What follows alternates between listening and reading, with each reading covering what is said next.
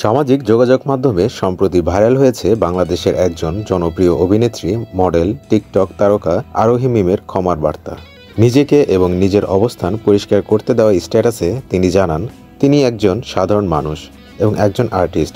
তার বাইরে তার কোনো রাজনৈতিক পরিচয় নেই। আরোহী মিমের ভাষ্য, গত বছর তিনি তার প্রোফাইল লাল করেছিলেন সাধারণ মানুষের প্রতিবাদের জন্য। তার স্পষ্ট বক্তব্য, তার প্রতিবাদ শুধুই ব্যক্তিগত এবং এর বাইরে তিনি কোনো রাজনৈতিক দলের সঙ্গে জড়িত নন। পাশাপাশি তিনি উল্লেখ করেছেন, তার পরিবারও কোনো রাজনৈতিক দলের সঙ্গে যুক্ত নয়। তিনি সকলকে অনুরোধ করেছেন তাকে শত্রু হিসেবে না দেখে শান্তিপূর্ণভাবে তার বক্তব্য গ্রহণ করতে। আরোহী মিমের এই ক্ষমার বার্তা সামাজিক যোগাযোগ মাধ্যমে ব্যাপক সমর্থন ও প্রশংসা অর্জন করেছে।